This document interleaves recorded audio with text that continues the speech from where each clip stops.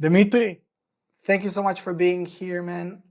First of all, I see you're drinking mate. Are you still in Central America, South America? No. I was there last week. I flew back Friday. I was in Guadalajara. How do you say it? Guadalajara?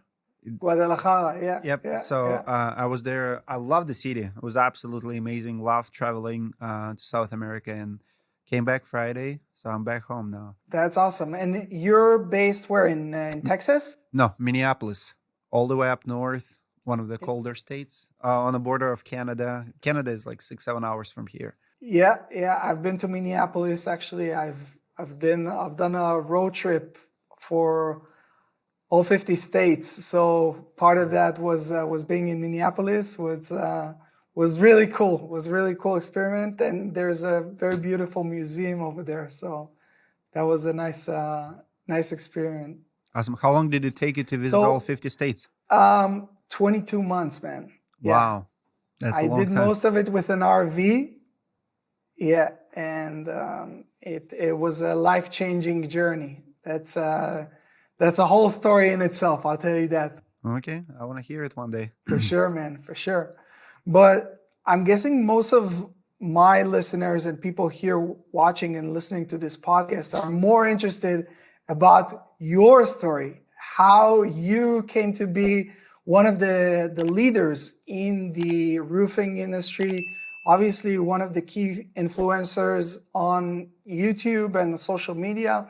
So maybe we'll start with that. Maybe you can tell me a little bit about your journey, how you got into the roofing industry, and we'll take it from there. Sure.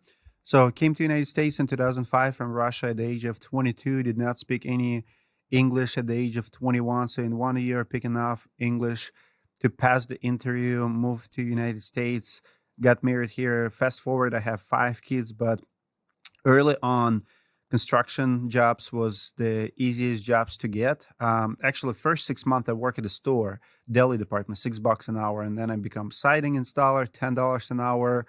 And for about 10 years, work with my hands. I've done every job possible: installation, tile, floor, painting, you name it. Ended up doing floors for some reason. So I work for a general contractor for 2 years. I became his lead manager. I have 5 guys, 4 or 5 guys out under me. We were finishing basements, doing additions, kitchen remodel, bathroom remodel, kind of doing it all. Like was a tool junkie. Every week I would buy a tool. Back then it was Rigid. Today it's Milwaukee. There's something in man, right? When we go to Home Depot or Lowe's, we have to buy that tool. I was that guy. So after 2 years working for this GC, I had more tools than he has. I had, a pickup truck with a sliding bed with pretty much everything in it. And he filed bankruptcy.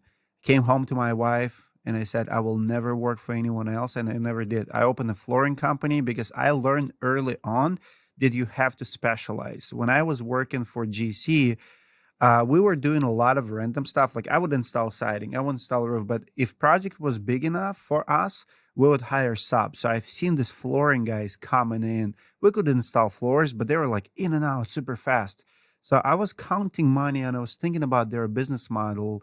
If they install, because we were doing everything, we would do 50, $60,000 kitchen remodel. But what I'm seeing is the guy who is doing it is going bankrupt.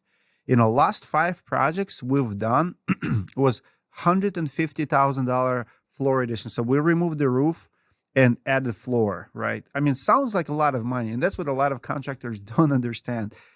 Doing less is doing more. When you're doing painting, floors, carpet, I mean, you have to charge so much more than you're charging to be profitable because contractors are desperate for projects. They take projects that don't make financial sense and they start robbing Peter to pay Paul. So early on, working for that guy, I learned what not to do in business. He filed bankruptcy. I'm like, how do I make sure I will never be this guy? And I just remembered those flooring guys. They just impressed me the most. So I bought a nailing gun and I started in my first week as a flooring contractor. I did like $2,000. $2,000 to like more money than I ever made. I was making on average $1,500 per week working for him. So at the end, I was working 4 days for him. He was paying me $200 a day. So I was making $800. And then Friday, Saturday, I would do flooring projects for myself, tile, shower remodel, or floors. I would make $700-800 there. So in 2 days, I was making as much as I was working for the company. So I was making $1,500-1,600 a week. Then he files bankruptcy, and I'm like, now what? Now I'm gonna go and become specialist. So I started flooring company at first, and 2 years later, it was in Georgia, Atlanta, Georgia. And 2 years later, we have to relocate to Minneapolis. And when I moved, I realized it doesn't matter what I built there because I'm starting from scratch. And I had second thoughts about that trade. Like, do I want to be? Flooring business is tough because you're dealing with the homeowners. They walk on it. They're very picky. Painting, flooring, anything interior, kitchen remodel, very tough business. You have to have a thick skin and you have to be really good at customer service because, and also a lot of arrangements have to be made. People have to be home. You have to work around their schedule, holiday, stuff like that. When exterior trade, siding, roofing, it doesn't matter. You can come as you are, like anytime. They can be on vacation and you can work on a property. Anyway, so when I moved to Minneapolis, I started asking my friends, what's the best trade? And I would say 8 out of 10 told me it's roofing. And here's the secret. Every general contractor knows that roofing is the best. Like, no one would turn down a roofing job. You come to a remodeler, to GC, and offer him a roofing job or ask him if he does roofs, he say yes, because it's profitable. Money is there. So I'm like, okay, there's something about roofing. I started researching and I fell in love. So actually, on the business side, it's very similar. The same principle applies to any construction business. Today, I don't care what to do. Drywall, painting, flooring, pick one. If you know accounting, if you know sales, if you know marketing, the trade does not matter. I know contractors, especially those who do the work, they hate hearing it because they think they're so important and no one can install a shingle, no one can install a floor. Listen, anyone can do it. Not many people can run a business, but I don't care what to do. How, like, your speed installing drywall or painting wall, anybody can learn that. You can learn it and train, but to build a business around it, that's an art. Takes some genius, takes some consistency, and there's a lot of moving parts. So I'm like, you know what? I'm going to open a roofing business. So in 2013, opened a roofing business, and I sold it in 2020. So after 7 years being in business, what we're doing? Wait. There's a lot of in between. Sure. So I started a roofing business, and I love it. Like, first year, I did almost $1 million in sales.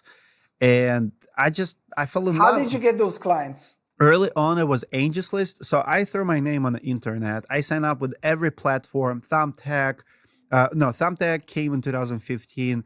Angels List, Craigslist, Facebook.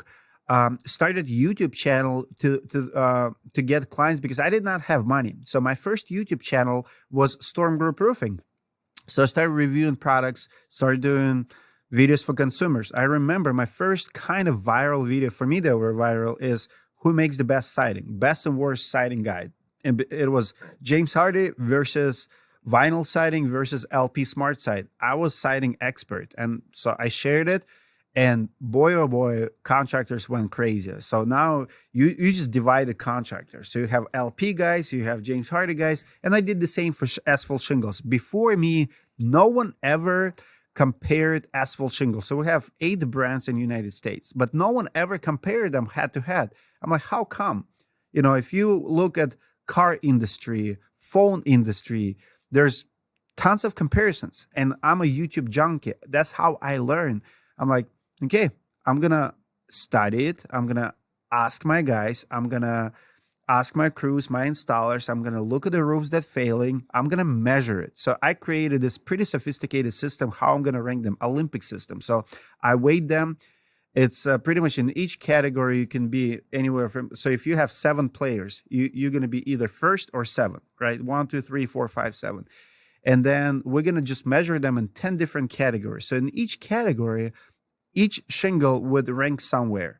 And then we're going to see who's the winner. So I weighted them. I look at the granule loss. I look at the nailing zone. I look at the packaging. I look at everything.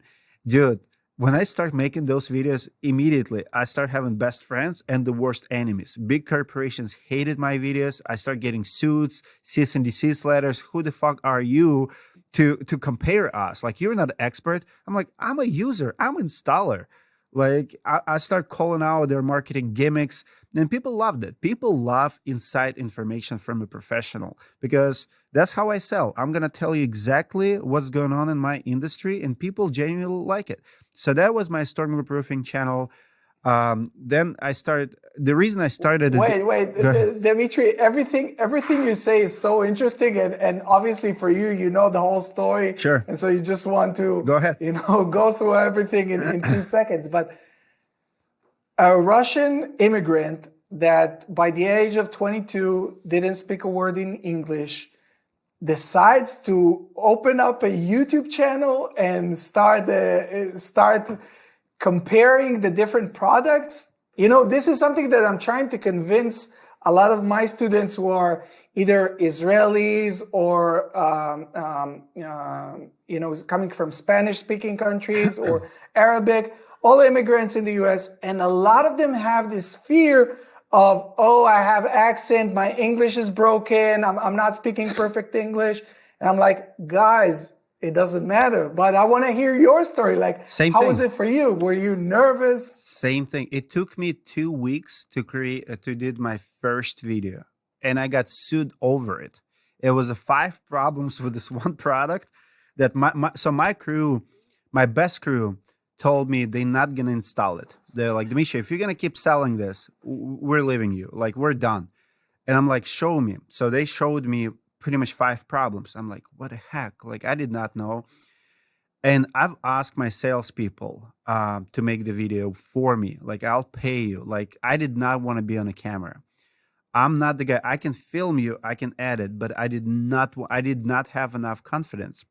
The problem was, no one knows your business like you do. No one have that passion, and it's very hard to transfer. As a matter of fact, I have 5 kids. At the time, my oldest daughter was 8 and my son was 6. My first YouTube videos, this is how crazy it was with the kids, because my kids were mocking my English, because, for them, English is first language. For me, it's second, and it's reversed for them. So their Russian is their second language now. So I can mock them. When they mock me, I'm like, okay, repeat after me, say something in Russian, and they just butcher it. I'm like, yeah, that's what I thought. We're even now. But my first couple videos on a Storm Group Roofing channel was, I kid you not, I filmed my 8-year-old daughter, and we scripted a video how to pick a roofing shingle. And I was putting words in her mouth. I did all the cuts, and video is still there. It was beautiful, cute video. But the reason I did it, because I was not confident to be on camera myself. So I had to use kids. And then I realized, you know what? I can't do it. Like, I cannot abuse my kids. And they were happy to do it. It was fun for a little bit. So we did like 5-6 videos with the kids.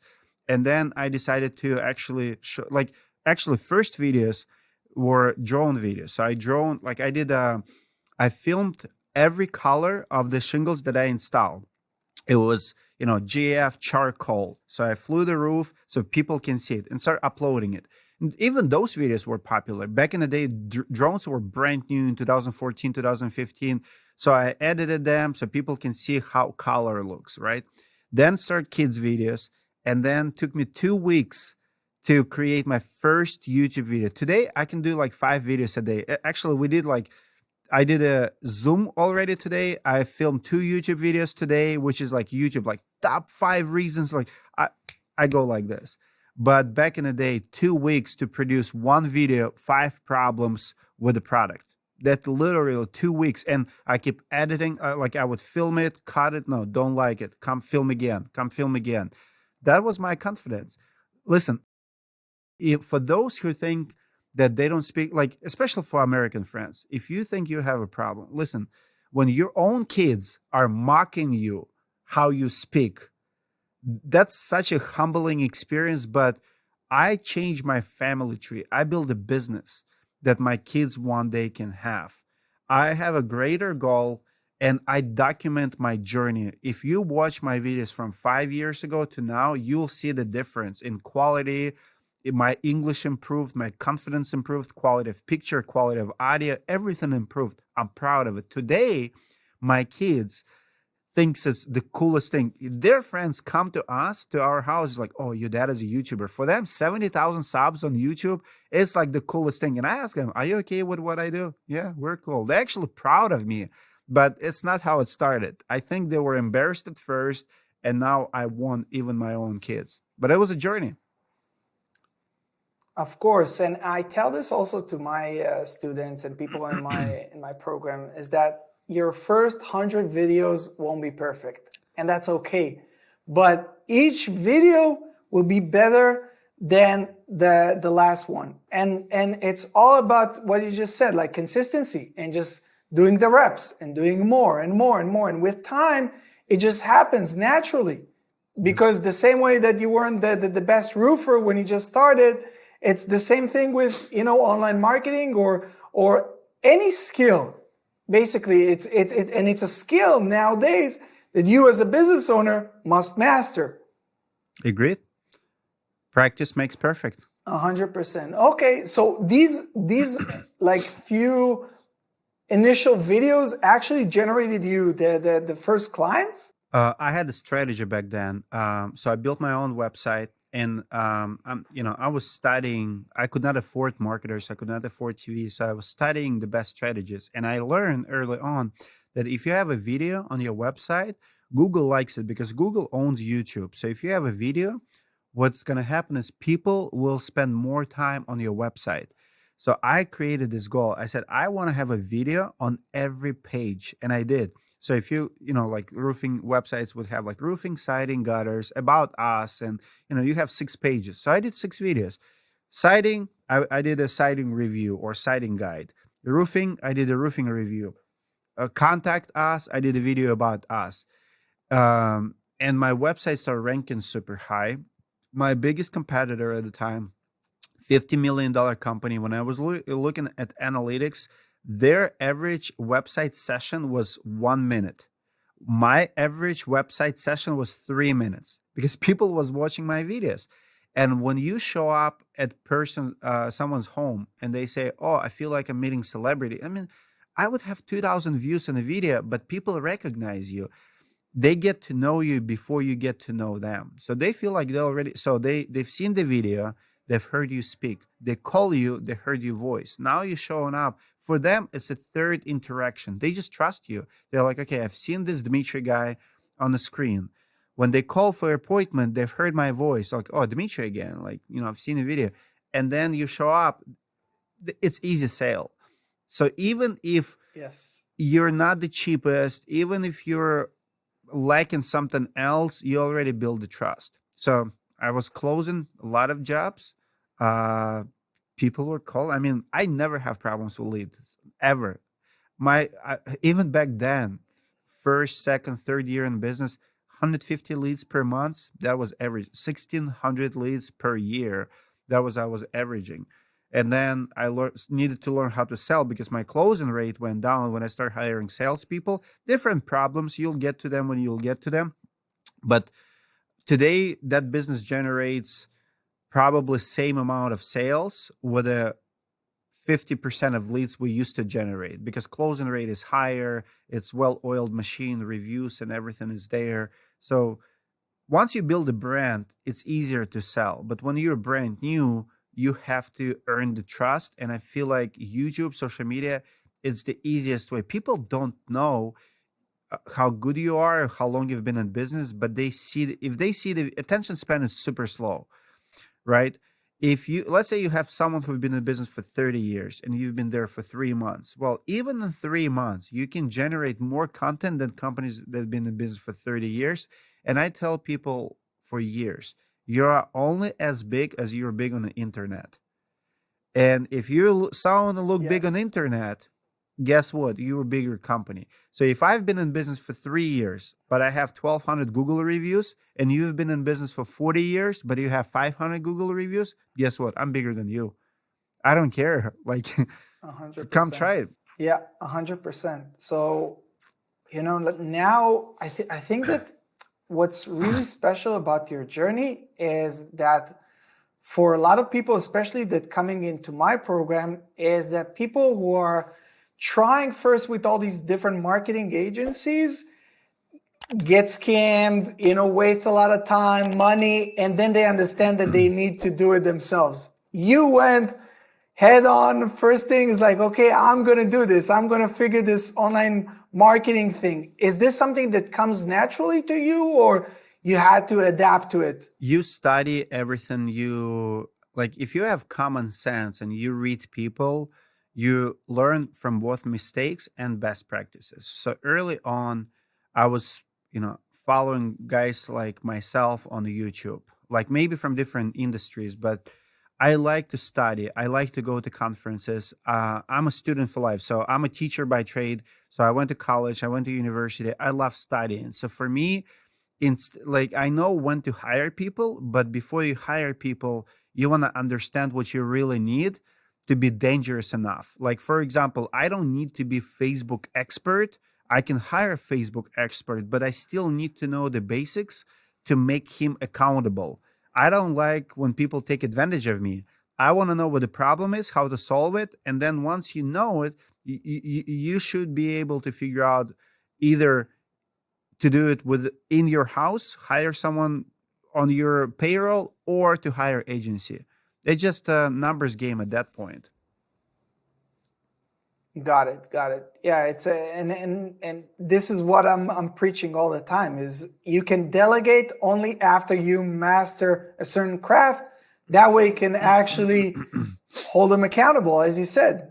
Otherwise they can just send you this long ass 10 pages PDF with all these graphs and you don't know what the hell is going on, but you're just nodding your head just so you don't look stupid. But it doesn't make sense. So you did this for how long? Like, how long did you grow your business like this organically? So I grew 30% I never have, in 17 years in the United States, I never went back. And this is what I tell people all the time. Don't try to grow too fast. We have this mentality that doubling, tripling, quadrupling your business is good. For me, 30-40% per year is good. I started at $6 an hour. I made a video about it, how I went from $30,000 a year to $150,000 a year. I mean, it took me 10 years, but the beauty of it, I never went back. If I'm making 30,000 this year, next year is 40, then 50, then 60, then 70, it's solid. It's your skill. You're not going to go back in rank because you earned it. Versus some guys, they double the sales, they double their money, but they cannot repeat it because it's not scalable and it's not repeatable. When you learn, for example, you can come right now, you can take away my YouTube channel, you can take away my businesses. Like, I have 5 businesses today. You can take everything from me. But what I've learned in the last 17 years, you can't take. I know how to make money. I know how to create content. I know how to start a business, how to grow it. Take away from me, I'm going to rebuild it. I'm not afraid of it. People who grow too fast, too soon, they cannot do that. It's not like I see roofing companies going 1 million, 5 million, 25 million, and then 5 million again. I don't want that life. It's too much stress. So the way I grew my company, first year, $900,000, second, 1.3, third, 2.5, fourth, 3.9, and then after 4, right? Even if I did the same amount of money, let's say 4 million and 4 million, second year I did 4 million, I'm more profitable. I might do 40% more profit with the same sales. Right. So, but the same goes with the YouTube, the same goes with the personal income, with everything. So I never went back. For my roofing business, I grew it for 7 years, and last 2 years, I was not present. I worked there for 5 hours. So what I did is in 2017, I started Roofing Insights. So my content was too controversial. Couple videos that I've made, they were negative on a business. It was a home advisor exposure, and stuff like that. And I asked myself, I was reading comments, does it benefit my roofing company? And I decided to open second channel just for roofers. At first, it was a hobby because I wanted to separate the channel. So I separated it. I went to Roofing Expo. I filmed 30 videos for roofers. This is how Roofing Insights was born. For 3 years, I did not monetize it. I didn't ask single sponsorship, anything. It was all free to everyone. But after 3 years, I've seen demand for education, demand for the videos, and demand, even like brands, they need channels to advertise. I'm like, I built something. When I had like 30,000 subs, I decided to have first partner. So for 2 years, I've been promoting this brand, a roofing CRM company. I came to them and said, do you want to sponsor my channel? They're like, sure. $5,000 a month, done deal. This is how I start monetizing. I'm like, you know what? I would rather do this than roofing business. And I was afraid that I will ruin my roofing business by being a YouTuber. So like I had to make a choice. Do I focus on this? Because you have to focus, and sometimes you have to sell, you have to close. Every time I close the door, cancel the service, I become more successful. Many contractors don't have that mentality. They keep adding services. This is how you dilute yourself and spread yourself too thin. So I had good roofing business and I have good roofing channel, and I could see how I monetize. It took me 2 years to make enough profit as a roofing business was. When I started, I was making way less money than in the roofing business, but I decided it was the right move. So I sold it and I focused all in on a YouTube channel. And also I wanted to build a platform that connects homeowners and contractors. So today I have two major businesses. One of them is a media company. Another one is called Directory. Is where we connect homeowners and contractors. I compete with Angie's List and Home Advisor. I build better platform to find a contractor, and I went all in. But it was a conflict of interest for me to do both, to be a contractor and recommend contractors. So I moved on, and I mean, I can start a roofing company. That's not that hard. But I'd rather teach. I'd rather show people, and demand for this is way more. Anybody can. I mean, we don't need more roofing companies here in Minneapolis, but we need more educators, more content creators, more platforms, more recommendation. I mean, I go where demand is. Got it. I love it. And I have two questions about it. Sure. First, what happened with the roofing company? Have you sold it? Have you did some joint ventures? And if so, how did that go? Because this is, I'm sure, very interesting for a lot of people who are thinking about selling. So they want to understand a little bit of the behind the scenes of how do you sell a company. And second, I want to learn more about the roofing insights and the projects that you're working on today. Sure. So I sold my roofing business to general manager. He was already managing company for 2 years. So technically he was running it. And that was the best because it's my baby. Today it's very easy, much easier to sell the business than 5 years ago. There's a lot of venture capitalists coming in. I did different route because I did not want a reputation to tank. Company's still in business. We're really good friends with the owner. They're like 1 mile away from me. It's been almost 3 years. Good reviews did not go down. They decided not to grow as fast. They're staying at, I want to say, $3 million a year. So the owner is very conservative, respect him a lot, different vision than mine was, but the brand is there. Just to know, it's a great feeling that there's a company out there that you started it and they're still in business, because a lot of times when you sell the business, new management can tank it, ruin it.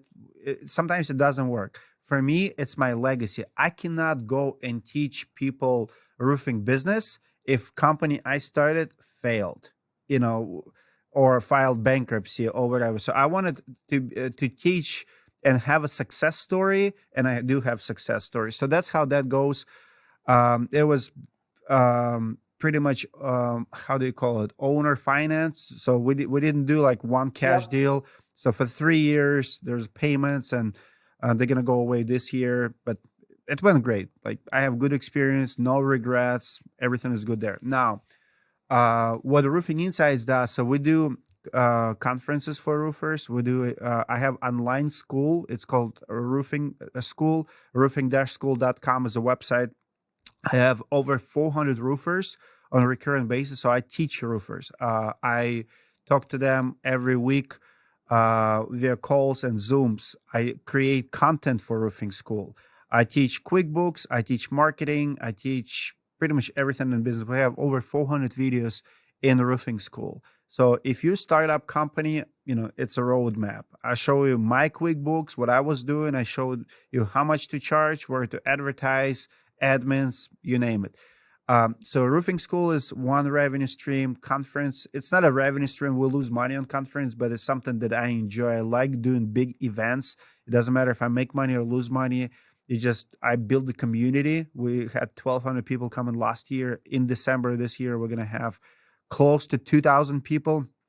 It's quality over quantity. We could do 4,000 or 5,000 if we do it like Las Vegas or elsewhere. It's always Orlando, Florida. It's beautiful community with lots of friends. We're doing it for 5th straight year, and it's keep growing the same 30-40% every year, just organically. We don't have complaints. People love it. So we do conference, we do events. I travel a lot. I do a lot of videos. We do 3 YouTube videos per week. I do a lot of podcasts. I do a lot of speaking engagements. Now I go to suppliers. I go to manufacturers. So they invite me. I'm an educator. Like I do product reviews. I do brand deals. I say no to 80% of the offers that come to me. You have to be picky. I don't want to be associated with someone, where my values don't align with theirs. So I pick the best of the best, and then I partner with them. We have audience who trust me. I call out a lot of shady practices, and I tell a lot of success stories. That's beautiful. Now, if right now you were starting a new company, a new roofing company, and you're looking at the program that you've created, what are the 3 things that you would tell yourself, okay, this is what you need to master first? For me, it's always have been about branding and marketing. You can make people think that sales drive everything. Sales don't fix everything. Branding and marketing for me is number 1 thing. Number 2, you have to be good at sales. You have to become a closer. A lot of contractors are providing estimates, but they're not asking for business. That's also wrong. You're going to waste a lot of leads. Even if you're good at marketing, even if you're good at everything you do, like you're going to have good reviews, you're going to have good image, you're going to have good reputation. But if you're not a closer, you're going to sell yourself short. And closer will come in the market, will double the price, will steal your jobs and put you out of business. That's why they say that good guys don't last. It's kind of true. So if you're a good guy in the industry, you still have to learn how to sell yourself well. It's not how much you're worth, it's can you sell yourself with a profit. So it's different skills. So I would say learning how to sell, learning how to market yourself. And then third one would be a better leader. Always invest in leadership. It's a true differentiator between great companies who go to 100 million and companies who never can grow. A lot of contractors are horrible leaders. That's why they never, and you can tell right away, no one is good enough to work for them. They're the only ones who can install. No one can do the job as well as they can. Exactly. That's a leadership problem. You have to learn how to delegate. You have to have patience to lead others. You want to be a leader that people want to follow. Nobody wants to follow a guy who only criticizes you and you're never good enough for him, right? So you want to open the doors. So leadership is huge. If you want to grow a construction company, you have to hire people, have patience to train them, have a smaller ego. Always check your ego. Like you should work harder and more than anyone in your company, and you should be the smartest, but you cannot act like that. And for me, that's a leadership issue that a lot of contractors don't have. So if I would open a company today, I would ask myself those questions on a regular basis. What else can I do in marketing department? How else I can make my phone ring? What other platforms we're not exploring? How can we sell jobs with profit? Because sales is also ongoing thing. It's just like going to the gym. Sometimes you feel like working out, sometimes you don't. And that's the results you get. Well, in sales too, if you come to the house and you have low energy and you're tired, you're not going to get as many sales. Your closing rate goes down. And if you study how you sell, Friday afternoon sales probably not going to be as good as Monday morning. Because if you always at your A game, you're always going to sell more jobs. But when you don't have good energy and you don't feel like it, you're gonna sell less. So always improve sales, always improve marketing, and always working in leadership. I love it. I want to say something about this, good guys don't last, because I think that even if you have the mentality, or I'm a good guy, I don't want to be pushy. It's not about being pushy. It's about providing the best value. And if you know that you're the best contractor, that you're the best roofer in town, that you can do an amazing job for this client, you should help them understand that. And you should, as you said, like use the marketing in order to build rapport, in order for them to understand more about yourself and about your experience. But you don't need, like a lot of people, and I know that I had this notion for many years that sales is bad kind of thing, but it's not. You're helping people. And so once you adopt this new mentality and new mindset, this will help you actually provide more value, both for your customers and for your employees. Agree? Agree. Well, sales move the world around, and if you're not selling jobs, so, if you believe that you're better than your competition, you should be outselling your competition. Because if you're not, and you think that you're better, that means that your customers are choosing a worse option. So you're doing disservice to them. Yes. And Exactly. one thing I want to say to that is what small guys have to learn is they need to stop criticizing bigger companies. I see almost in every construction industry, small guys think that big companies, big players are evil. They do bad quality work. They charge a lot, and they feel like they're Jesus Christ who's going to come and save the day from this evil, companies. Well, first of all, nobody makes it to the top if they would do bad quality and, bad work, and they would overcharge. But what's usually takes place is smaller guys don't charge enough, and they go out of business more often. And you have to charge enough for your work to stay afloat, to stay in top. So don't think that someone's evil just because they charge more than you. Maybe they're smarter. Maybe you just don't charge enough. So there's no evil in pricing. It's you don't know the books, you don't know accounting, you don't know overhead. So stop judging, stop thinking, because if you would be in their position, you probably would do the same.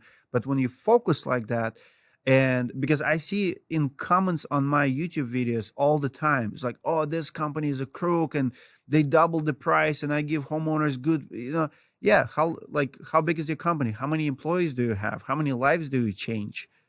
I guarantee you those comments come from people who change 2, 3 people's lives, and they don't have job security. They don't have pension plans. They don't have future. They burn out in a few years. And what do they have left behind? Those comments, nothing else. Yeah, 100%. Now, one of the last questions, one of the things that I see a lot of contractors and home service business owners complain about is the lack of good employees. And you've hired, both for your flooring and roofing, and now for this current businesses, you've hired top talent to help you get to the top. Any advice on how to find and how to train people within your company to help you grow? People often think that branding and marketing is for homeowners. I would argue that the reason you brand is to attract talent. Employees like to I work love for, it. for big brands. Employees wants job security. When I remember when I was running Storm Group, every time we have a hail in Minnesota, and it changed the last few years. So now salespeople who are traveling chase storms, they see that something happened in Colorado or Minneapolis. They can go on the Facebook and see who is hiring, or they can Google and see who's on the first page of Google, read the reviews. Employees are smart, and so many times, like I'll give you an example. I hired Kelly. She was Wells Fargo teller for 3 years. My favorite teller. She was sharp. She was polite, just like everything about her. One day I asked her, to meet outside of work, and I gave her offer to work for me. And she said she took 2 weeks, and 2 weeks later she agreed. And when I asked her why did she agree, she said, I read your reviews, I've seen your videos, right? So what people will do is they're going to Google your company. And if they like the results, they will want to work for you, especially if they're common within the industry. So did you build a brand that attracts other people? Because what leverage do you have as an employer? Like, why would they work for you versus someone else? If you have nothing, if you have no branding, first of all, they can go and compete with you. They can start a company and probably out-compete you if they're smart enough. And oftentimes that happens. As a matter of fact, That's what happens a lot of times. a Yep. lot. So when people come, like I remember they were coming to me and I asked them, why you're looking for a job? And they would tell me, because the boss that I have, that he only wants me to door knock. He doesn't have enough jobs and he was not willing to advertise. I believe it's your job as a business owner to bring business. It's your number one thing, to make that phone ring. And if you don't do that, you're not going to attract people, because now people don't feel like they have job security. So for me, that's the answer. Branding and marketing attracts talent. And even right now with the Roofing Insights, it's easier than last week. We hired 2 video guys, and guess what? We have 700 YouTube videos. We have 70,000 subs. It's not like super crazy, but the quality is there, sound is there, studio is there.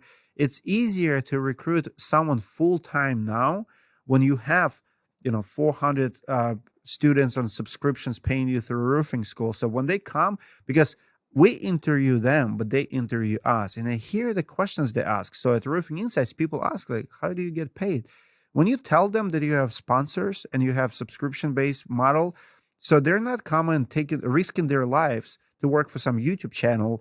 They come to a real business who has figured it out and to improve it to go to the next level. So it's easier than ever for me to hire people now than it was 3 years ago at Roofing Insights. The same was Storm Group and other companies.